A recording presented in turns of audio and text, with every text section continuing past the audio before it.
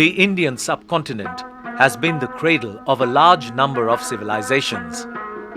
These civilizations were based on political dynasties. They have been recorded in terms of their rise and fall. These civilizations were known by their respective cultures and traditions. Often these cultures were not indigenous. They were tempered by their contacts and connections with the world outside the geographical boundaries of the subcontinent. This suggests their contacts and connections with the world outside. North Indian civilizations, as well as their counterparts in the Deccan and the far south, have always had interactions with the world beyond the shores of India. Despite the apparent natural frontiers or the natural boundaries created by the Himalayas in the north and the Arabian Sea and the Indian Ocean, there have been a large number of people who have traced their journeys from their original homeland to the places where they visited in India. The period under review has seen the coming of the Arabs as well as the coming of the Turks, all within a span of 500 years. The Arabs were not the first foreigners to visit India.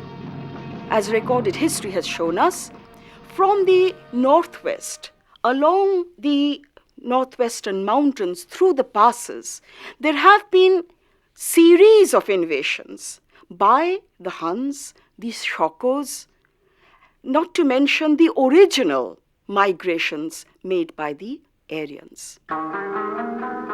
The Arab influence in India took place after Islam had consolidated itself in the Semitic world. It extended its boundaries beyond the Middle East in various ways. These included military, socio-economic, and cultural contacts of the Arabs with North India. The Arab invasions, which we are locating in the early 8th century, must have been preceded by contacts with North India and the western coastline between traders of the Indian ports and the Arab merchants who came in their dhows and who brought their goods from the Arab world to India, carrying back with them the produce which they found in the continent. The initial contacts of the Arabs with North India were not military in nature. Rather, they were commercial. They reflected what might be called the commercial extension of Islam into India through overland and maritime trade. Together with the traders, there were a large number of hangers-on, perhaps people who served on the boats, on the dhows. Perhaps across the Hindu Kush, there were those who came simply as travelers, eager to know more about a land which they had heard from, stories carried back by these Arab merchants. There must have been a group of theologians, of mendicants, of a group of people who are known as the Sufis, who extended this frontier of Islam from the Islamicate world to what was then known to the Arabs as Al-Hind. The Arab invasion of India was led by Muhammad bin Qasim. The Arabs conquered Sindh. With this conquest, the extension of the commercial frontier of Islam moved beyond Sindh. It moved into the interiors of North India. But the political frontier was limited to the region of Sindh. Muhammad bin Qasim, who is acknowledged as the leader of the Arab military forces, and he is facing the opponent in Sindh, which was the Hindu Shahi kingdom. The date that is usually remembered is 712 AD, when Muhammad bin Qasim defeats Dahir, who was the main leader of the resistance in Sindh and establishes settlements in certain pockets of Sindh. The major source of information for the Arab invasion of Sindh is the Chachnama. It is a compilation of the documents that were originally written as part of the Arab conquest between 712 AD and 714 AD. This was later translated into Persian in the 13th century.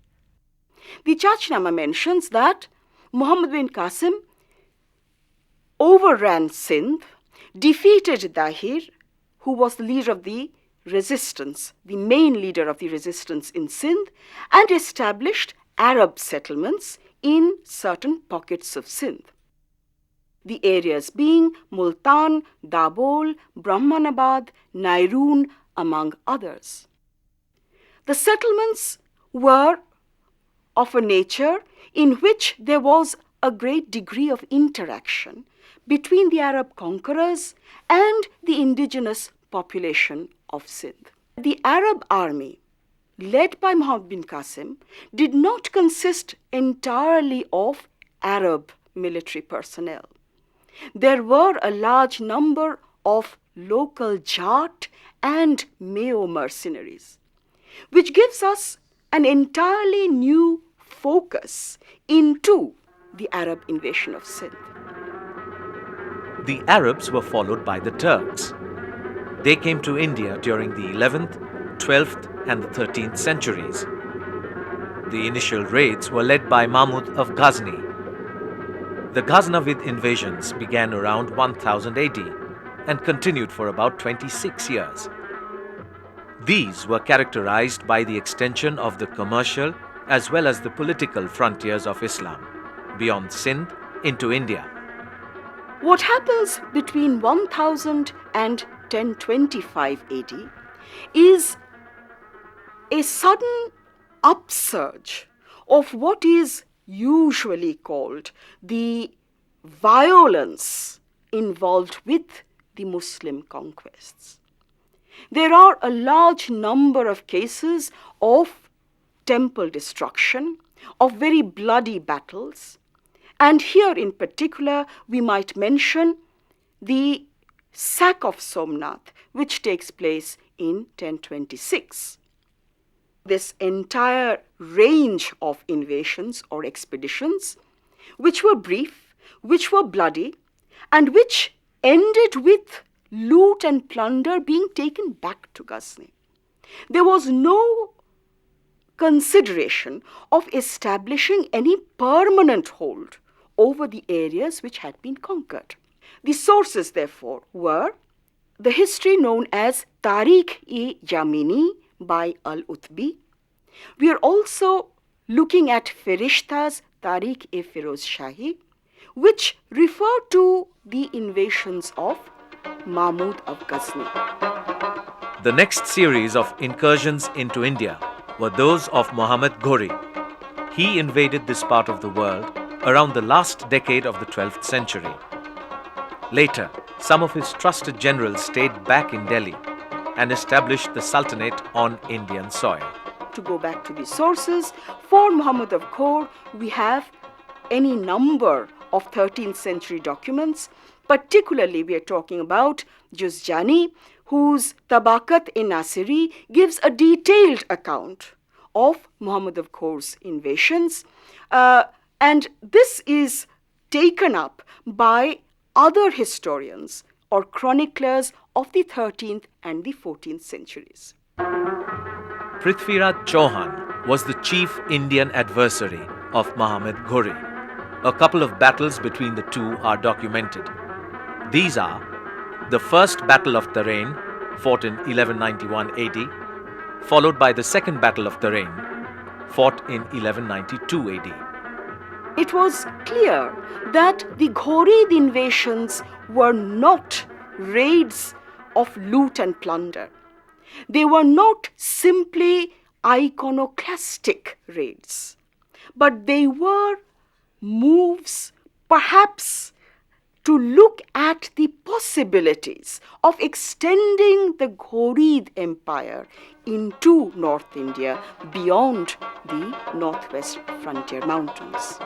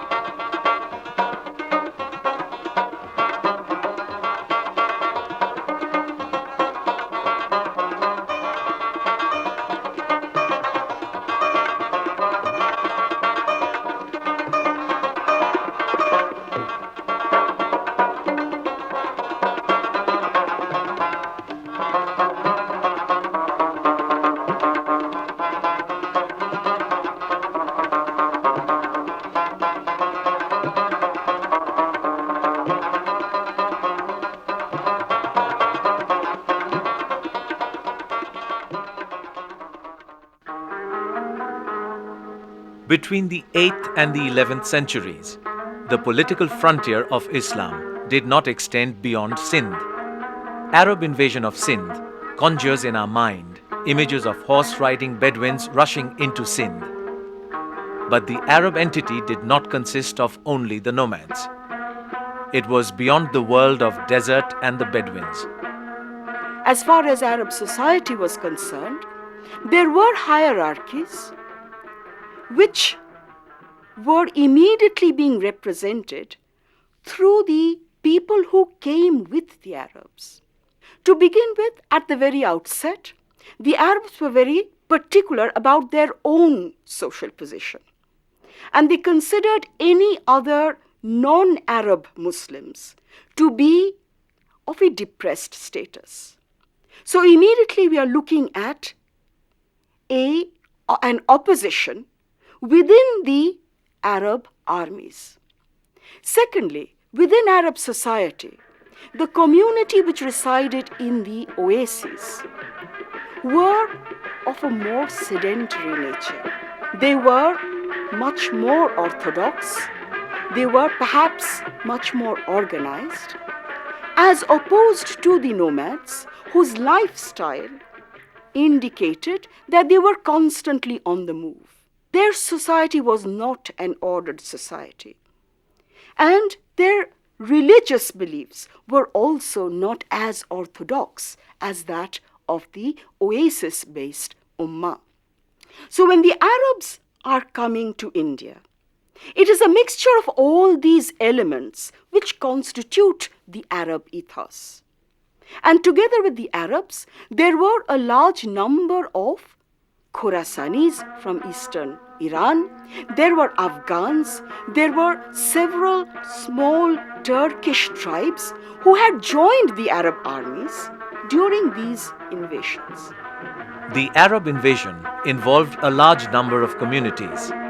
Similarly, the army of Mahmud of Ghazni consisted of the Arabs, the Khorasanis, and the Afghans, besides the Turks. The Ghaznavid attacks between 1000 AD and 1026, we will find that in the army of Mahmud of Ghazni, there were not only Turks who comprised the bulk of the army, and again, within the Turks, we are talking about a group which was later known as the slave element, the slave bureaucracy, the Bandegan, the Mamluks. Apart from these, there were Arabs, there were Khorasanis, there were Afghans who made up the entire bandwagon which accompanied Mahmud of Ghazni in his repeated expeditions into North India. Muhammad of Ghorid, who comes towards the end of the 12th and the early 13th century, is again the leader of a composite element. The Bandega form the core element. There are Arabs, there are Tajiks, and there is an added element here known as the Khalaj.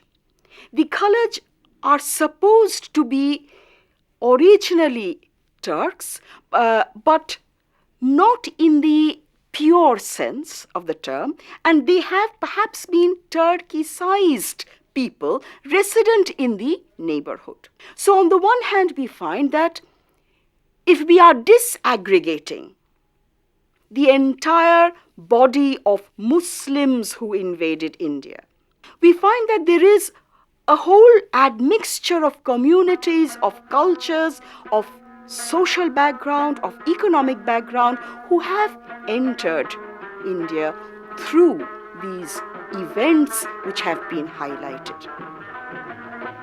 The Arab and the Turkish invaders consisted of a composite multitude. Similarly, the people of North India at that time belonged to a number of communities and culturally diverse groups. Perhaps this was the primary reason that led to a fusion of religion and culture in the post-invasion scenario. To look at this or these series of encounters as one between Islam and Hinduism is incorrect as far as history is concerned. The population of North India, or at least those who came into contact with the different sets of military encounters, did not always belong to the same region. The Arabs met the people of Sindh. The Ghaznavids met the people of the Punjab and Gujarat perhaps. The Ghorids were the ones who came furthest down into the plains of North India. So they were not all Hindus. They were not all speaking the same language.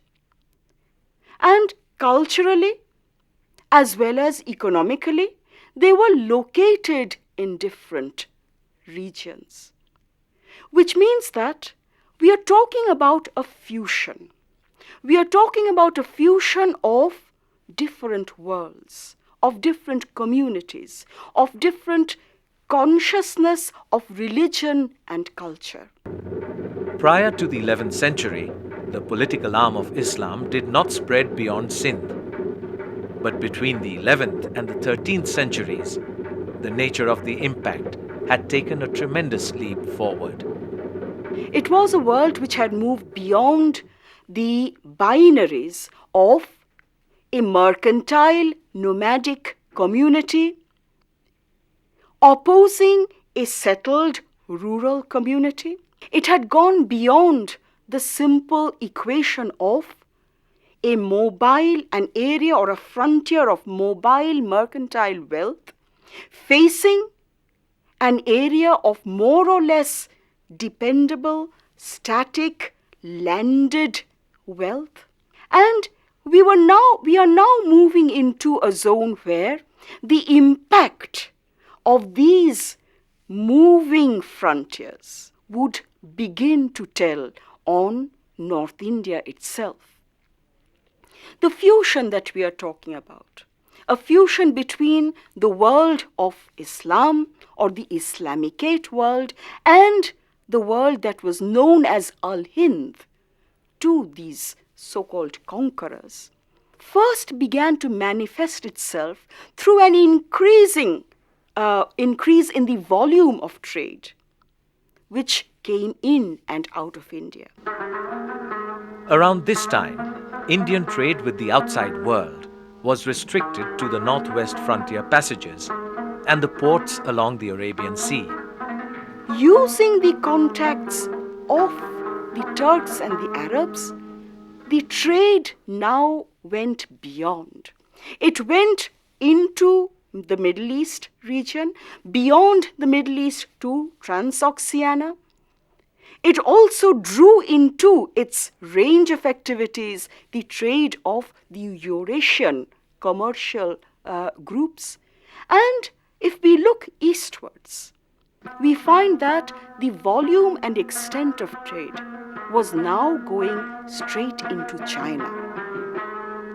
With the coming of the Turks, that is, between the 11th and the 13th centuries, there was a change in the nature of the political organization. By this time, the Islamic world had also undergone a process of internal transformation. There had been contacts with the classical Greek traditions. The Islamicate world was opening up, and it naturally would extend this efflorescence into areas where they would have contact. This was also a time when, within the Turkish or Arab world, a new political system was evolving. A new despotic tradition was evolving, which gradually drew together the disparate nomads, the disparate settled communities of the oases, the various horsemen coming from Transoxiana, from Khorasan, from various settlements of the Turks, into one settled community which would be under a despotic umbrella. They had also by this time begun to develop institutions such as Kharaj, which was a land revenue system, a tax of land revenue. They had begun to develop systems of collecting a kind of capitation fee known as the jizya. They had begun to reorganize their military strength, which all added to what we might call the institutional guarantees of a new despotic order. And it is this despotic order which was established in North India in the course of the 13th century. The first 50 to 60 years of the Turkish rule in India was not the period that saw a single unitary state. These were still regional kingdoms looked after by the generals of Muhammad Ghori. Muhammad of Ghori's lieutenants, who were left behind by him to look after his extended Indian possessions or territories, one of whom was Qutbuddin Aibak. And Qutbuddin Aibak later is remembered as the founder of the Mamluk dynasty of the 13th century. The process that had been set in motion as a result of the three invasions finally resulted in the establishment of the Delhi Sultanate. The Arab invasions, the expeditions of Mahmud of Ghazni, and finally the Ghorid conquests, each had their own story to tell. Each had a particular role to play in the extension of Islam. Islam when it was trying to impress the world. Islam when it was trying to show that this was an alternate system. The conquerors or the military leaders had to seek some kind of legitimacy through Islam. But they were not necessarily carrying the sword of Islam. They were not necessarily out to convert the areas and completely transform the areas of their new conquest into Muslim states. Their objectives were different. The factors which motivated them were different. Different kinds of pressures began to work. And by the 11th and the 12th centuries, the coming of the Mongols, the immigrants who were fleeing from the Mongols, all wanted some kind of stability. They were looking for a place where they could establish their sway, where they could expect a degree of permanence and stability as far as their sovereignty was concerned. The Arabs, the Ghaznavid and the Ghorid invasions brought the northwest provinces as well as North India in contact with Islam. In course of time, the pressure in the original homeland of these invaders, the Mongol threats, and of course the ground reality in North India brought a change in the focus. It moved into a direction that finally led to the establishment of the Delhi Sultanate.